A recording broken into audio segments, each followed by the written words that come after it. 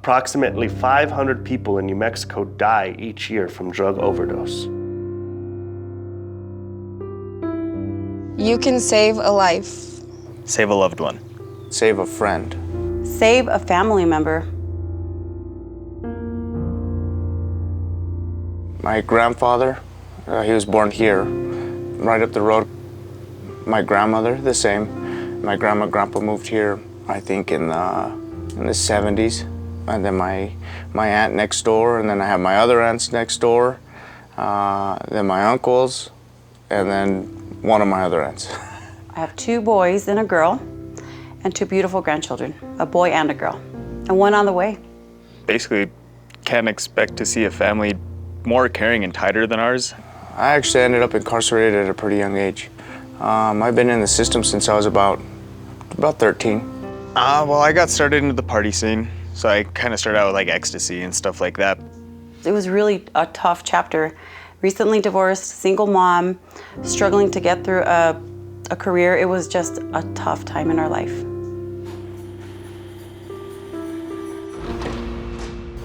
I was in there for about, I think, about 3 to 4 months, I'd say. In that period of time, I had discovered heroin, and from there it went full-blown. Before I had graduated to the big house, I was in a transitional living home. I did actually good. I did solid for about a good 6 months, 7 months. I was clean. And right towards the tail end, my grandfather died. And that sent me in a tailspin, and at that point I really didn't care. He was like his father, and so when he lost him, it was complete devastation for him because he felt like he lost his dad. He totally relapsed. Although we weren't going through the addiction, we had to see him through it. As a sister, I watched it all happen, and that affected me greatly because I didn't want my brother to die or be in trouble, you know. The most dangerous time for me was when he would get released, and so whether that was 5 days, 2 weeks, maybe a month, I knew that that was the highest risk time for him to overdose. If they are an addict and they don't use in jail and they come out and use, it's very likely that they're going to overdose when they come out and use. Well, when someone is incarcerated, their tolerance while they're incarcerated for drugs and alcohol decreases. A person leaving prison, jail is 74 times more likely to die from a heroin overdose in the first 2 weeks post-release than the general public. Well, me and my best friend got out of jail the same day, and we went to a friend's house, and she wanted to do some opiates. When you get out of prison, we talk about how we're not going to do this and do that, but life has a way of gravitating you towards those people. I had just gotten out of jail the first time it happened. Oh, actually both times it happened. I just got out of jail both times. If you have any period of time where you're not using opioids, whether it's a prescription or heroin, your body's tolerance decreases, and even up to a year after your release, you are significantly at higher risk for both a prescription opioid overdose and a heroin overdose death.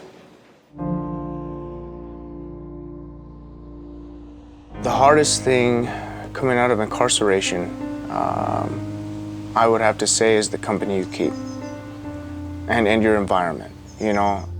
There was a worry always that I would come home from school and I didn't know if I was gonna go to my grandmother's house and find my brother alive or not. And that was hard. You can save a life. Save someone you love. Save a family member. You can make a difference. Learn how to use Narcan.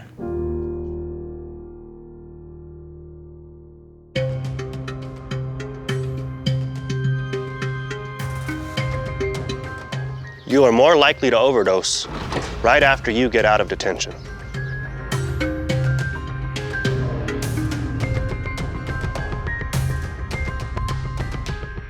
I want to add on top of that, if any of you shared that you have overdosed 5 times, if any other men in here have overdosed, that jacks your overdose risk even higher. So we're going to talk about how to keep yourself safe. I had just gotten out of jail the first time it happened. Oh, actually both times it happened. I just got out of jail both times. Why are you more at risk when you leave detention? So if you have a history of using opioids and other drugs, I'm not going to tell you not to use drugs when you get out of here. That's not my business. You make the decision to change. So my job is until you decide to do something maybe that's more healthy or better for you, that you stay alive. Because if you're dead, you can't make any changes. So first of all, after you go to jail or prison, your tolerance goes down. If you used before you came here, when you get out, you can't use as much as you did because you're putting yourself at risk. So whatever drugs any of you have used in the past, if you haven't used while you're in here, when you get out, your tolerance is going to be low. I know that whenever you get out, I hear that people overdose a lot on heroin. That's what I have heard, because they do what they thought they could do when they get out, and it's too much for them to handle. I also tell people, not only when they have a new dealer, but when they get out of jail or prison, if you're gonna shoot drugs, to do a test shot, to do less than you're used to doing.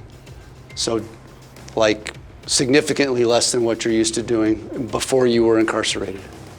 And that goes with any, like, that's not just, I mean, this is about opiate overdose prevention, but that's also methamphetamine or cocaine or anything else that you might be using, alcohol, all of it. Alcohol is a respiratory depressant. Heroin and prescription opioids are respiratory depressants. They work on this part of your brain that controls your drive to breathe, and it slows that down to the point where you are not breathing enough or you stop breathing completely. There's also drugs called benzodiazepines. Ativan, Xanax, Klonopin, they call them Xanibars. Xanax, Klonopin, Valium also slows everything down.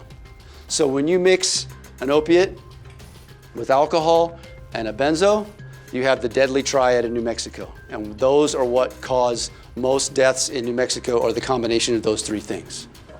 Also, when I talk to people who use alcohol and opioids together, I try to talk to people about using the opioid first.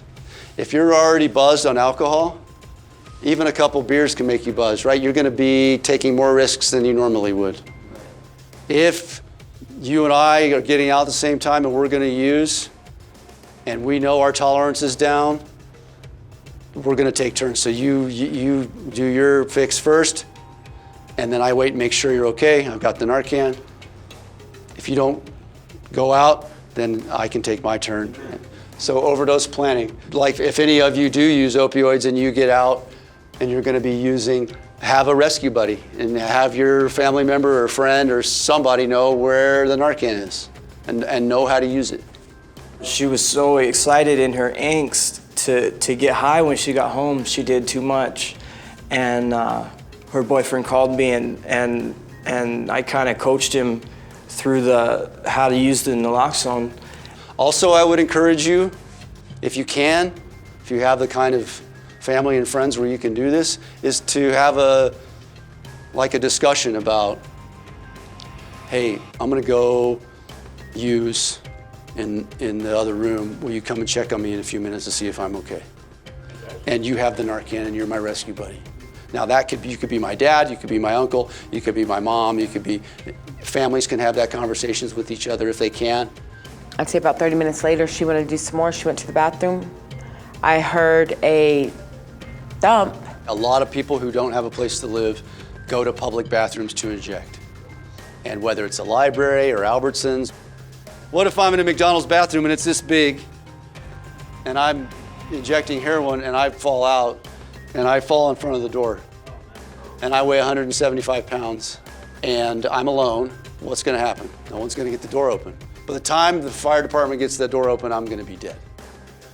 And you can be health educators in your families and friends and tell, if you know people who are getting out, if you know people, even people who've been to treatment for a couple months, or people who have stopped using and are in a Suboxone program or a methadone program.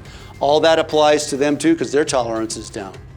So you can pass this information on to your friends and family and be, a little health educator in your community. Amen. You can save a life. A friend. A family member. Learn how to use Narcan.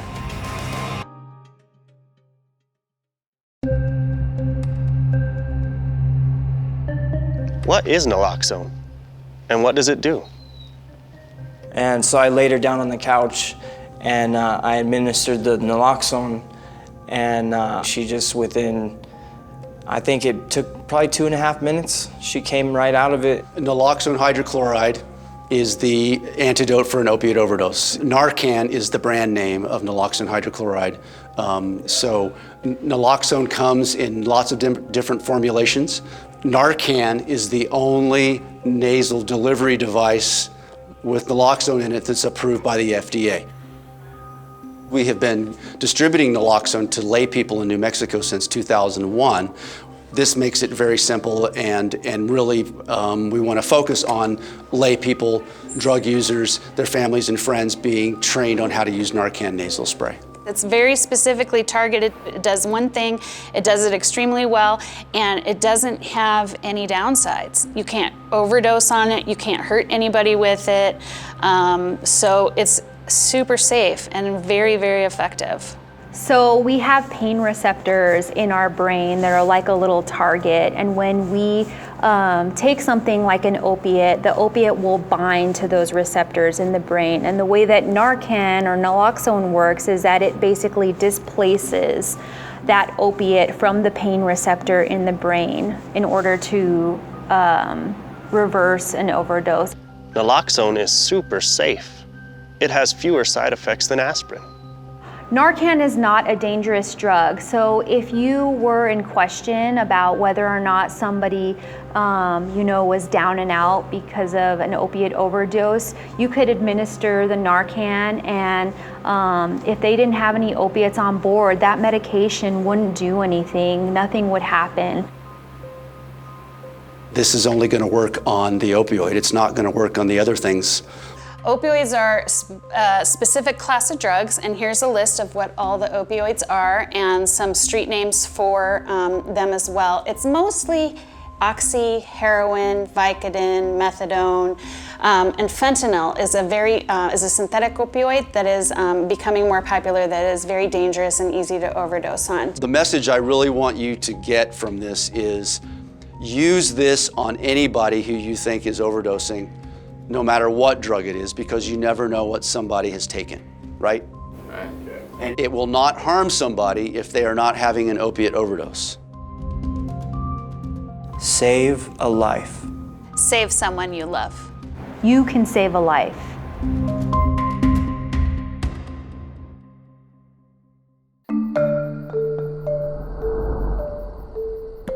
How do you use naloxone? It was very scary, my experience with opiates. And I hope not to ever have another one, but if I do, I think I would know what to do now. I'm pretty sure I know what to do now. How do you recognize an overdose? We're talking about the signs of an overdose now. So, slumped over, unconscious, and unresponsive. You cannot wake them up. They start to turn blue around the lips and the nail beds. If it is an overdose, what can you do? Call 911. Clear the airway. Do rescue breathing. And give naloxone. Let's go through it step by step. When you're in a real life situation, you may not do it exactly like I do it. That's totally fine. Do the best you can. Anything is better than nothing. You might, if it's somebody you love, you're going to be shaking. It's not going to be pleasant. But do the best you can. So the first thing I'm going to do, if somebody's down, I'm going to go rub on his breastbone to make sure that he's out, because he might respond when I do that. Then I'm going to look, listen, and feel for breath. So I'm looking to see if the chest is rising, and I'm listening with my ear and feeling if they're breathing on my cheek. They're not breathing. So the first thing to do is call 911. You might be worried that if you call 911 and the police come, that you could be in trouble for using drugs or being around drugs. But in New Mexico, we have a law that protects people who call for help. You won't be arrested or charged for possession of drugs, even if you are on probation or parole, or if there is a restraining order against you. Under the law today, you are not protected if you are selling drugs or if there is an outstanding warrant for your arrest. So what I say is call and tell the operator what you see. Bernie is blue. I can't wake up my cousin. My brother's not breathing. So unconscious, not breathing, call 911. First thing I'm going to do is look into the person's mouth to see if they've puked. An overdose is a poisoning, and sometimes when people overdose, they vomit. So what you do is if you see vomit, you're going to grab what in this case is the left arm and roll them onto their side and clear that vomit out. If any of you would not be comfortable breathing for someone who you just cleared out vomit out of their mouth, I still want you to do something. If you don't want to do breathing, give them Narcan every 3 minutes after you've called 911, because you're still doing something. Chances are if you've gotten to it quick enough, that's going to be enough to revive the person. So if you're not willing to do rescue breathing, still do the Narcan administration and call 911, okay? So let's say there was no vomit in this guy's mouth and I didn't have to sweep it out. I'm going to do what's called the head tilt chin lift first. I'm raising up the person's chin because I want to breathe into their windpipe and not into their esophagus. The first thing I'm going to do is pinch the nostrils. I'll have this face shield on there. I'm going to pinch the nostrils and I'm going to give 2 breaths back to back.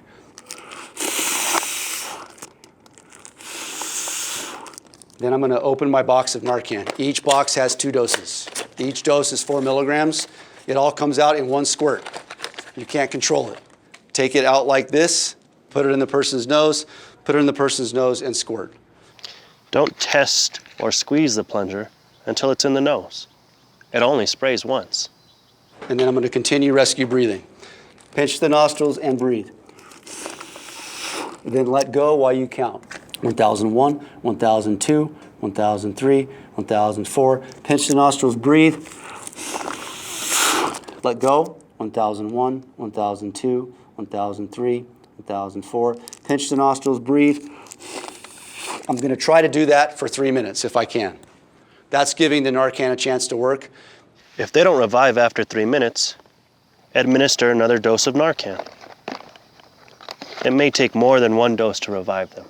So they come out of it, let's say, after the 3rd time, boom, they start moving around. What do you do then? So what I'm going to do is I'm going to say, hey, Bernie, you overdosed. So I'm going to roll you onto your side. I'm going to grab this arm again and roll them over into the recovery position. It's mostly because they could vomit after you wake them up. So tied to withdrawal perhaps. So I want them, they can't protect their own airway. When you've been out for a couple minutes, not breathing, you're going to be confused, disoriented, scared, you're not going to know where you are, and you may not be able to fully control your own airway. So roll them onto their side and keep them on that side in the recovery position. So this is the position that you put the person in if you are calling 911 and not doing rescue breathing, or when the person wakes up, this is what the position you roll them in. So what I would do is I would grab, this is his left arm, and watch how easily he rolls over when I do this. I'm going to bend this arm and put it underneath his head, and I'm going to move this knee out like this. So this is the position you want to put somebody in when they are revived. What if you leave before help arrives? And if he, say he woke me up, or he and decides to bail because he doesn't want to deal with who's coming, he can leave me in this position, and whatever Narcan he's used on me, leave it next to the person so that the EMS knows, fire and medics know that it was a suspected overdose. What if you don't have any Narcan? So you know how I've said doing anything is better than doing nothing. If you don't have Narcan, sometimes rescue breathing alone can wake the person up. So if you run out or you don't have any and you're willing to do it, I would do rescue breathing on somebody if you don't have Narcan, because that's doing something. Just call 911 and do breathing for them. Only naloxone reverses an opioid overdose. Don't shake or slap the person. Don't put ice or anything else in their pants. Don't put them in cold water or in a cold shower, and don't inject them with anything except naloxone. Again, only naloxone reverses an opioid overdose. Now to recap, what can you do for an overdose? Confirm the person's not conscious and you can't wake them up and they're not breathing. Call 911, report what you see. Make sure they haven't vomited, give 2 quick breaths back to back. Give the first dose of Narcan. Do 1 breath every 5 seconds for 3 minutes. If they haven't been revived, give the second dose of Narcan. And continue that cycle of 1 breath every 4 to 5 seconds for another 3 minutes until you've revived them or somebody with a higher level of training responds to the overdose. You can save a life. Save a friend. Save someone you love. Learn how to use Narcan. Where can you get naloxone? My mother would always say, it's better to have one and not need it than need one and not have it. Exactly. And it's just like a fire extinguisher.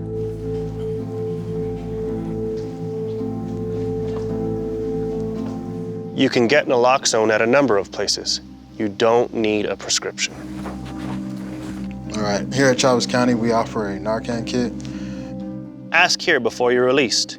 If you can't get it from this detention facility, check with your local pharmacy, your medical provider, doctor, or community health office. There are 2 doses in there in case you need to administer 2 doses or in case you use it again. There's also a set of instructions if you don't remember how to use them. You can also check this website for a list of places near you. It's doseofreality/treatment/find-naloxone. It's astonishing when you revive somebody who is unconscious and not breathing, and within a minute or so they're awake and beginning to be alert and oriented to their surroundings. Save a life. A friend. A family member. You can make a difference.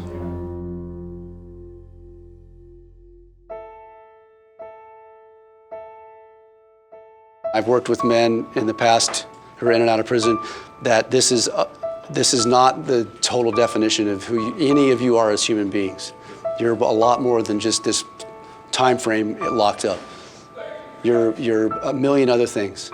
And it's really important to remember that this is just a snapshot of your life and it doesn't have to define what your life is like leaving here. You can succeed. Amen. So take care of yourselves, be strong, do the best you can, and don't see yourself as just this. You're not just this, you're all kinds of other amazing things as human beings.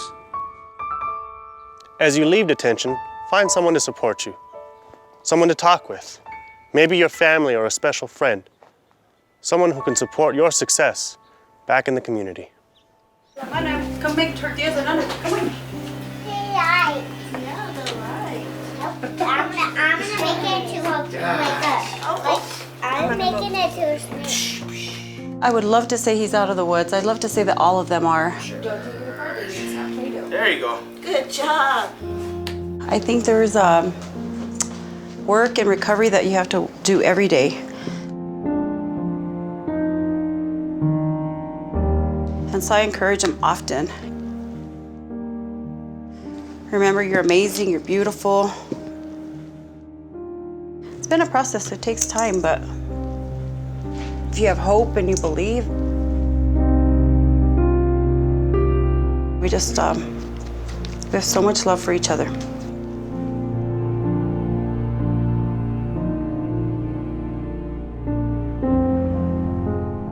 Save a life. You can save a life. A friend. A loved one. A family member. Learn how to use Narcan.